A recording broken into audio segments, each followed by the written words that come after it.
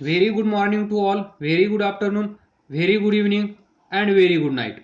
In this lecture, we will discuss sound waves in air or longitudinal. That is, we know that what we know that when sound waves passes through air, sound waves passes through air. The particles of air vibrate back and forth parallel to the direction of wave. Sound wave आपण हे discuss केलं आहे. Sound waves passing through year.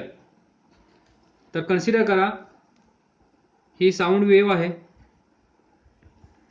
Medium air आहे, air medium, इथे source आहे,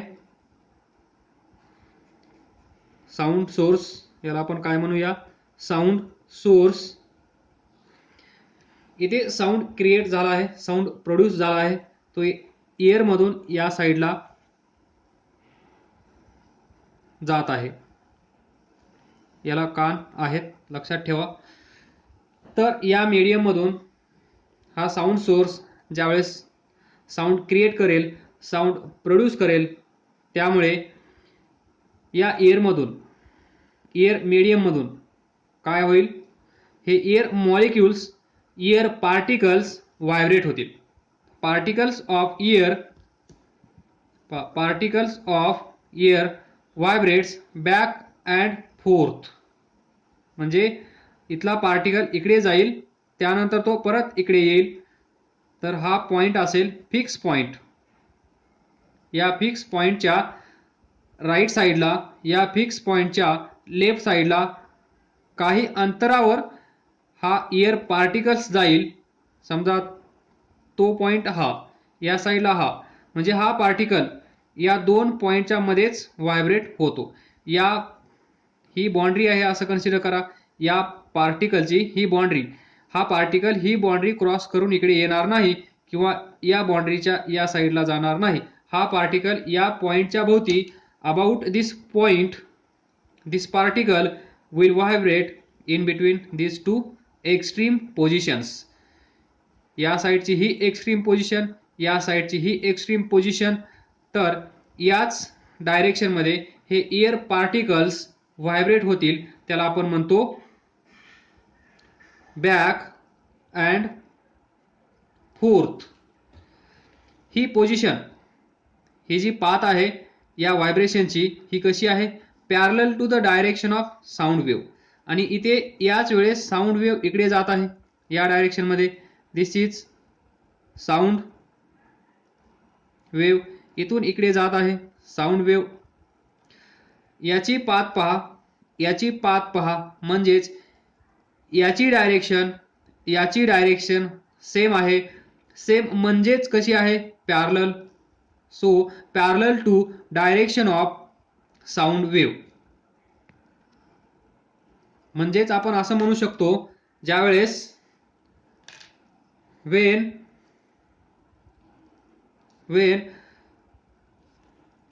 sound wave travels in horizontal direction, then the particles of medium,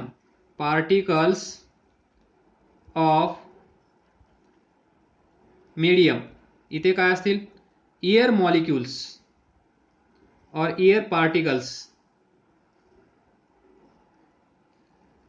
particles of medium लिहिला आहे. Then particles of medium that is air particles also vibrate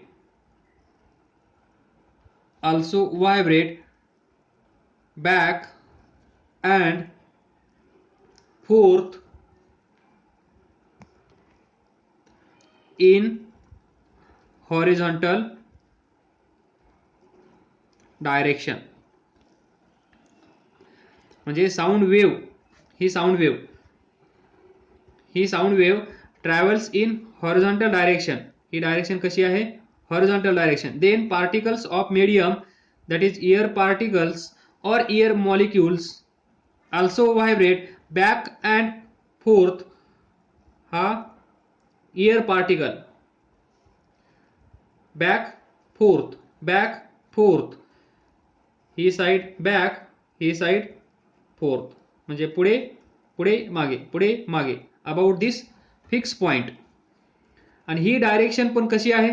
fourth in horizontal direction. आलं लक्षात?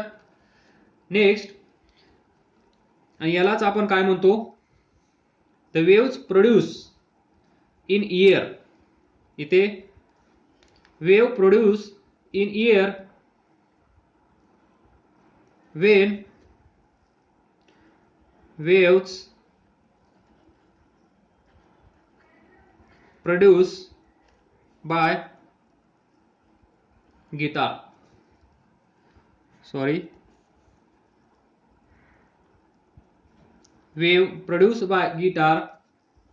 किंवा any musical instrument like sitar, tanpura, violin यांच्या ज्या wires आहेत, या wires त्याच्यावर असतात. जर कुणाला हा छंद असेल तर माहित असतील या वायर्स ज्यावेळेस आपण व्हायब्रेट करतो, प्लग करतो, हे कसं वाजवतात माहिती आहे ना? याला आपण इथे असं डिस्टर्ब करतो. डिस्टर्ब केल्यानंतर ही वायर व्हायब्रेट होते. व्हायब्रेट झाल्यामुळे याच्या शेजारी असलेले एअर पार्टिकल्स, एअर मॉलिक्युल्स ते पण व्हायब्रेट होतात. आणि ते व्हायब्रेट झाल्यामुळे वेव्ह अशी येते एनर्जी घेऊन आणि आपल्याला साऊंड ऐकायला येतो. म्हणजेच हा चांगला आवाज, म्युझिक आपल्याला ऐकायला भेटतं. ते कशामुळे? Wave produce by any musical instrument, त्यामुळे. तर इथे ज्या वेव्स तयार होतात त्या वेव्स कशा आहेत? Longitudinal waves. कारण काय असेल? कोणी सांगू शकेल? कारण वेव्ह ज्यावेळेस प्रोड्यूस होते, ज्यावेळेस आपण ही वायर प्लग करतो, त्यावेळेस आपल्याला काय ऐकायला येतो? साऊंड. आणि आपल्याला माहित आहे साऊंड वेव्ह कशी आहे? Longitudinal. Sound wave is longitudinal wave. म्हणून इथे जो साऊंड आपण ऐकत असतो बाय एनी म्युझिकल इन्स्ट्रुमेंट, तिथे जो आपल्याला साऊंड ऐकायला येतो त्याची वेव्ह म्हणजेच साऊंड वेव्ह कशी असेल? Longitudinal wave. Wave produce by any musical instrument is longitudinal wave. Then we know that when longitudinal wave travels in medium, then particles of medium vibrate back and forth in the same direction in which wave travels. हे आपल्याला माहित आहे. ज्या direction मध्ये we know that when longitudinal wave, this wave, longitudinal wave म्हणजे काय हे आपण डिस्कस केलं आहे. What is longitudinal wave? Longitudinal wave मध्ये direction of vibration of particles, this back forth, this या डायरेक्शन मध्ये. आणि डायरेक्शन ऑफ वेव्ह कशी आहे? Same. That is when longitudinal wave, this wave travels in medium, समजा हे एक मीडियम आहे, then particles of this medium, particles of this medium vibrate back and forth in the same direction in which wave travels. ज्या direction मध्ये wave travel करते, ज्या direction मध्ये wave जाते, त्याच डायरेक्शन मध्ये हे जे पार्टिकल्स आहेत या मीडियमचे, ज्या मीडियम मध्ये ही वेव्ह ट्रॅव्हल करत आहे, ही लॉन्जिट्युडिनल वेव्ह ट्रॅव्हल करत आहे, हे आपल्याला माहित आहे. लॉन्जिट्युडिनल वेव्ह म्हणल्यानंतर आपल्याला लक्षात काय ठेवायचं आहे? पॅरलल. म्हणजे या पार्टिकलचं व्हायब्रेशन होणारी पाथ, ज्या डायरेक्शन मध्ये, ज्या पाथवर व्हायब्रेशन होत आहे ती पाथ किंवा ती डायरेक्शन ही वेव्हच्या डायरेक्शनला पॅरलल असते. जर ही वेव्ह अशी जात असेल तर तो पार्टिकल पण असाच व्हायब्रेट होत असेल about this mean position, about this fix point हे आपल्याला माहित आहे. देन नाउ सी, हे व्हायब्रेशन होत असताना म्हणजे हे पार्टिकल्स ज्यावेळेस डान्स करत आहेत त्यावेळेस काय होतं?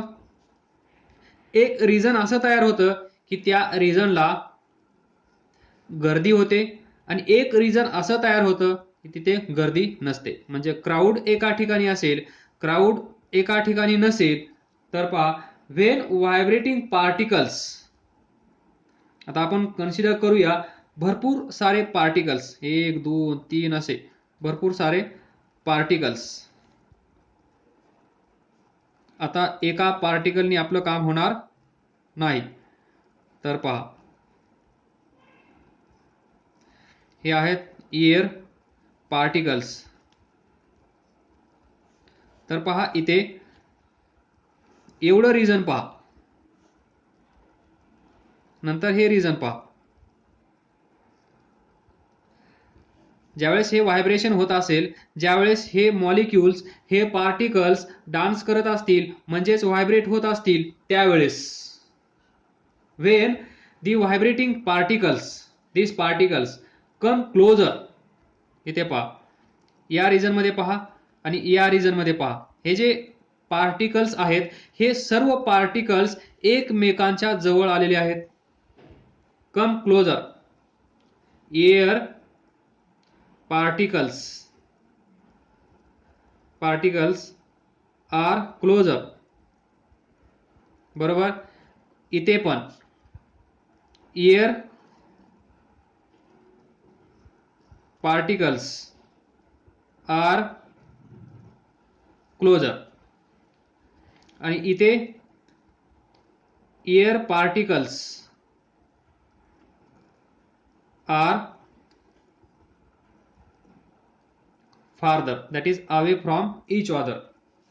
म्हणजे ज्यावेळेस हे पार्टिकल्स व्हायब्रेट होत असतील, हे सर्व पार्टिकल्स, आता हे मीडियम आहे असं कन्सिडर करा, एवढं मीडियम आहे आपल्यासाठी, कारण सोर्स इथे आहे, लिसनर इथे आहे, हा असेल लिसनर, हा असेल सोर्स, आणि या सोर्स आणि लिसनर मध्ये एवढं डिस्टन्स आहे, म्हणजेच मीडियम अवेलेबल आहे. आणि त्या मीडियम मध्ये एअर पार्टिकल्स, एअर मॉलिक्युल्स पण अवेलेबल आहेत. ज्यावेळेस हा बोलायला लागेल त्यावेळेस हे पार्टिकल्स व्हायब्रेट व्हायला लागतील. When vibrating particles come closure, म्हणजे ज्यावेळेस हे व्हायब्रेशन होत असताना पहा तुम्ही स्टेजवर ज्यावेळेस आपण डान्स पाहत असतो, डान्स कॉम्पिटिशन पाहत असतो, त्यावेळेस एक सिच्युएशन अशी असते की सर्व डान्सर्स जवळजवळ येतात आणि अशी पण सिच्युएशन असते कधी कधी की सर्व डान्सर्स एकमेकापासून दूर जातात. व्हेरी सिमिलर टू दिस, इथे पण हे पार्टिकल्स म्हणजे हे सर्व डान्सर्स या साईडला या रिजन मध्ये पहा सर्व जवळ आलेले आहेत, या रिजन मध्ये पहा सर्व डान्सर्स जवळ आलेले आहेत आणि या रिजन मध्ये पहा सर्व डान्सर्स एकमेकापासून काहीतरी अंतर ठेवून उभे आहेत. जसं की कोरोना आला आहे, इथे असं वाटत आहे, इथे असं वाटत आहे कोरोना गेला आहे. इथे कोरोना आला आहे, इथे कोरोना गेला आहे, म्हणून गर्दी वाढली आहे.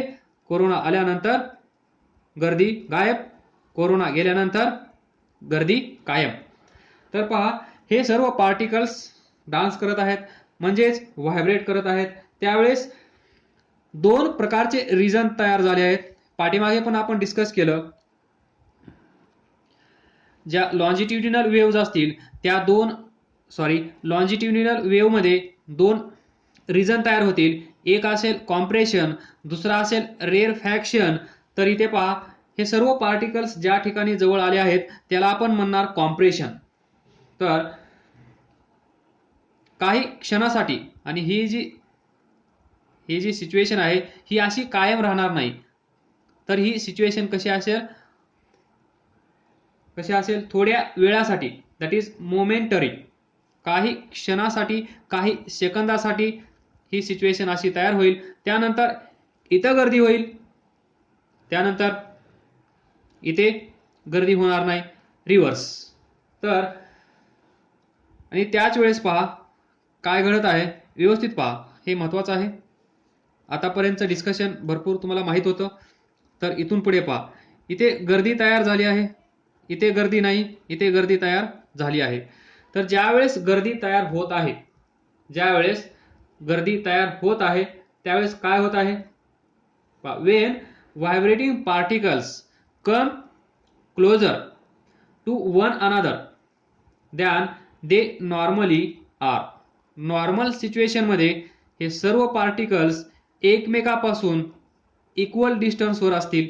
डिस्टन्स कमी जास्त असेल, पण इथे जसं आहे तसं डिस्टन्स नसेल. नॉर्मली म्हणजेच लाईक स्प्रिंग, आपण जे स्प्रिंगचं पाहिलं होतं, नॉर्मल पोझिशन ऑफ स्प्रिंग, नंतर stretch position, compress position, like this. तर याच्यामध्ये काय होईल, then there is momentary reduction in volume. इथे व्हॉल्यूम कमी होईल. या रिजन मध्ये पहा, एक एक पॉइंट लिहा. Air particles are closure, number 1. त्यानंतर ही सिच्युएशन किती वेळ राहील, मोमेंटरी. हे पॉइंट्स लिहून घेत जा, momentary.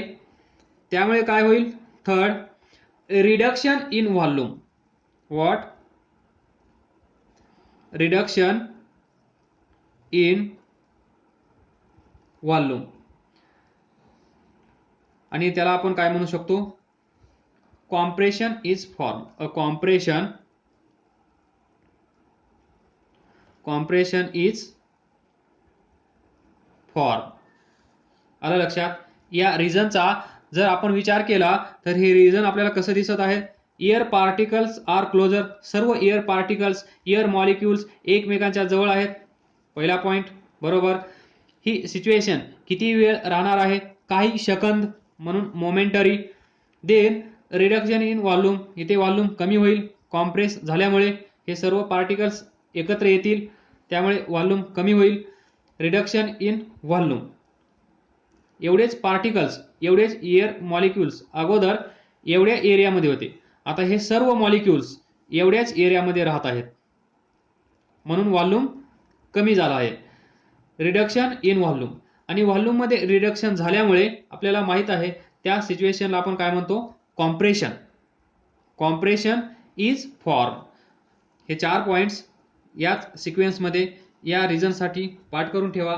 Then other situation, next region, इथे लिहा सी, कॉम्प्रेशन.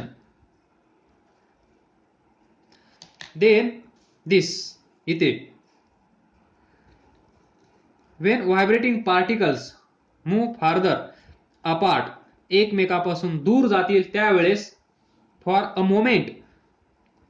मोमेंट, काही क्षणासाठी ते दूर जातील, त्यावेळेस काय काय लिहू शकतो आपण, एअर पार्टिकल्स. हे तुम्ही लिहा, air particles are away from each other, पहिला पॉइंट. दुसरा, same situation, it is for a while, it is for a moment. Then volume काय होईल, इथे काय होईल, रिडक्शन इन व्हॉल्यूम आहे इथे, तर इथे काय असेल, व्हॉल्यूम इन्क्रीज होईल. हे पॉइंट्स तुम्ही लिहा. दोन कॉलम बनवा. या कॉलममध्ये मी लिहिलेले आणि या कॉलममध्ये म्हणजे कॉम्प्रेशनसाठी हे पॉईंट्स आणि रेअर फॅक्शनसाठी हे पॉईंट्स. इथे व्हॉल्यूम इन्क्रीज होईल. फोर्थ पॉईंट, तर आपण काय म्हणू शकतो, अ रेअर फॅक्शन इज फॉर्म. या रिजनमध्ये काय असेल, रेअर फॅक्शन इज फॉर्म. आलं लक्षात. तर पहा, now we can define what is compression and what is rarefaction. First, what is compression. Compression is that part of longitudinal wave. ही wave कोणती आहे, सर्वप्रथम हे लक्षात ठेवायचं आहे आपल्याला. ही जी वेव्ह आहे, ही वेव्ह कोणती आहे, longitudinal wave. In which particles of medium, in which particles of medium, तुम्ही लिहून घ्या. आता हे तुम्हाला पाठ झालं आहे म्हणून मी लिहिणार नाही, आय विल डिस्कस ओनली. तर पहा, compression is that part of longitudinal wave. एक वेव्ह असेल, समजा ही वेव्ह आहे, या वेव्हचा असा पार्ट आहे ज्या ठिकाणी त्या मीडियमचे पार्टिकल्स जवळजवळ आहेत. जवळजवळ म्हणजे नॉर्मल पोझिशन सोबत कंपेअर केले असता ते जवळजवळ दिसत आहेत. त्याला काहीतरी बेस आहे. नॉर्मली हे पॉइंट्स एवढे दूर असतील आणि आता हे दोन पॉइंट्स असे जवळ आले तर याला आपण म्हणू शकतो कॉम्प्रेशन. जर नॉर्मली ते दोन पॉइंट्स असे दूर असतील आणि आता ते असे आहेत तर याला आपण म्हणू शकतो रेअर फॅक्शन. म्हणजे नॉर्मली एवढं डिस्टन्स असेल, या दोघांमधलं डिस्टन्स वाढलं तर रेअर फॅक्शन. या दोघांमधलं डिस्टन्स एवढं असेल, आता ते डिस्टन्स कमी झाला असेल तर त्याला आपण म्हणू शकतो कॉम्प्रेशन. म्हणून compression is that part of longitudinal wave in which particles of medium are closer to one another than they normally are and there is momentary reduction in volume of the medium. या सर्वांना combine केलं तर तुम्हाला भेटेल कॉम्प्रेशनची definition. आणि हे सर्व points तुम्ही लिहिलेले, हे सर्व पॉइंट्स एकत्र केले तर तुम्हाला भेटेल रेअर फॅक्शन. हा होमवर्क तुम्ही करायचा आहे. देन नेक्स्ट पहा, इथे आता ही सिच्युएशन इमॅजिन करा. सर्व पार्टिकल्स एकत्र आले आहेत, गर्दी झाली आहे, क्राऊड झाला आहे. याचा अर्थ काय असेल, याचा अर्थ काय असेल, व्हॉट इज डेन्सिटी. डेन्सिटी माहित आहे. पहा, हा एक माणूस आहे, हा एक माणूस आहे, हा एक माणूस आहे, हा एक माणूस आहे, हा एक माणूस आहे, हा एक माणूस आहे. म्हणजेच आता पहा, हे युनिट व्हॉल्यूम आहे. एवढ्या व्हॉल्यूम मध्ये आता किती पीपल्स आहेत, 9. एवढ्याच व्हॉल्यूम मध्ये अजून 3 वाढले, किती झाले, 12. अजून 3 वाढले, काय झालं, 15. अजून 3 वाढले, 18. अजून 3 वाढले, 21. तर पहा, गर्दी वाढत आहे, गर्दी वाढत आहे. म्हणजेच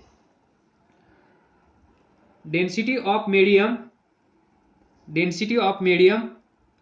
increases. Density of medium increases. तर पहा, एवढ्याच रिजन मध्ये एवढे एअर मॉलिक्युल्स आहेत, म्हणजे इथे डेन्सिटी जास्त आहे. म्हणजे कॉम्प्रेशन डेन्सिटी कशी आहे, density is more. Rare faction मध्ये काय असेल, डेन्सिटी इज लेस. आणि यावरूनच आपण असा गेस करू शकतो, जर डेन्सिटी जास्त असेल तर इथे डेन्सिटी जास्त आहे कुठे, कॉम्प्रेशन मध्ये डेन्सिटी जास्त आहे. जर डेन्सिटी जास्त असेल तर प्रेशर पण जास्त असतं. हे रिजन कॉम्प्रेस झालं आहे. कॉम्प्रेस झालं आहे म्हणजेच प्रेशर जास्त असेल. तर पहा ट्रेनमध्ये आपल्या लोकलमध्ये ज्यावेळेस गर्दी असते सकाळी 8 ते 10 त्यावेळेस डेन्सिटी खूप असते. डेन्सिटी खूप असते म्हणूनच प्रत्येकावर जे प्रेशर एक्झर्ट होत असतं प्रत्येकामुळे ते कसं असतं जास्त. ज्यावेळेस लोकल पुढच्या स्टेशनवर थांबते त्यावेळेस दरवाजात उभारलेले लोक तुम्ही पाहिले असतील. एका सेकंदाच्या आत 20 ते 25 लोक एका दरवाजातून उतरतात. That is pressure. एवढ्या स्पीडमध्ये ते उतरतात कारण आतमधून जे लोक असतात डेन्सिटी जास्त असल्यामुळे ते रिजन प्रेशराईज होतं म्हणून तिथे प्रेशर जास्त असतं. आणि रेअर फॅक्शन मध्ये काय असेल, डेन्सिटी डिनोटेड बाय रो असते. हे आपण पुढे पाहणार आहोत. तर पहा डेन्सिटी कमी असल्यामुळे दिस रिजन रेअर फॅक्शन. इथे पहा गर्दी आहे का, नाही, निवांत ट्रॅव्हलिंग चालू आहे, नो गर्दी. तर रेअर फॅक्शन डेन्सिटी कमी आहे. डेन्सिटी कमी असल्यामुळे प्रेशर पण कमी असेल. तर आपण असं म्हणू शकतो कन्क्लुजन, जे कॉम्प्रेशन रिजन आहे ते कसं आहे, compression is region of high pressure. Compression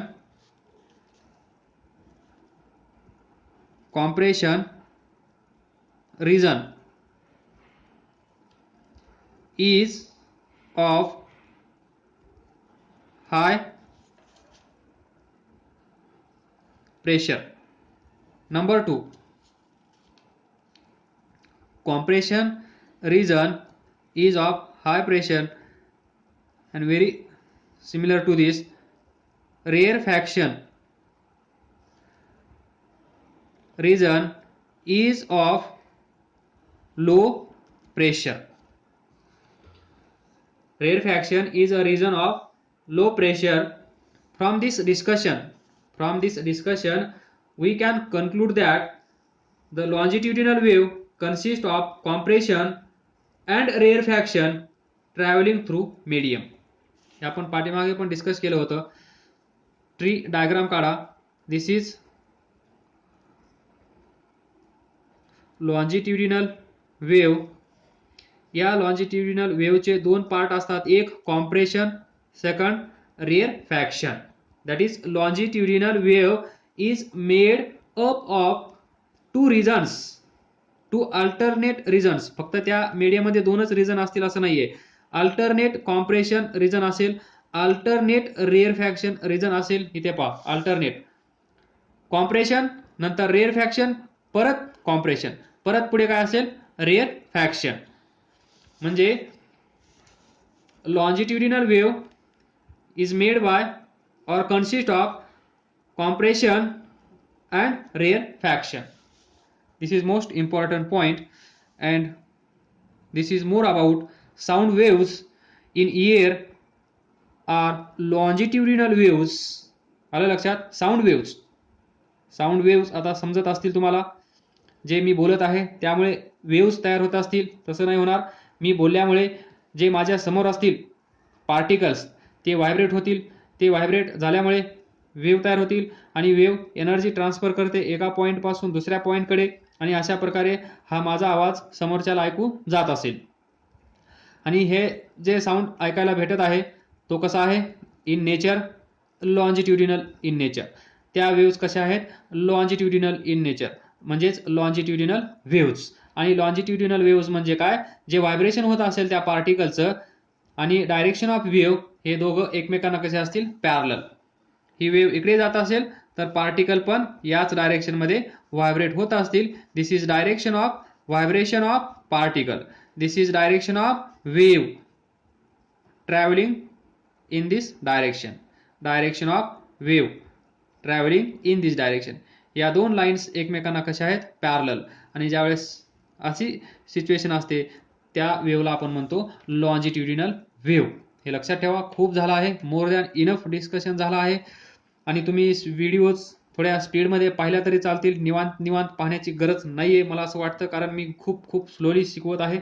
तुम्ही स्पीडमध्ये पाहू शकता, कारण मी स्पीडमध्ये जाऊ शकत नाही, तुम्ही स्पीडमध्ये जाऊ शकता. तर काय समजलं नसेल तर विचारा, काय डाऊट असेल तर सांगत राहा. डाऊट आपण क्लिअर करत राहू. तुम्ही अभ्यास करत राहा, पुढे जात राहा. All the best. थँक्यू.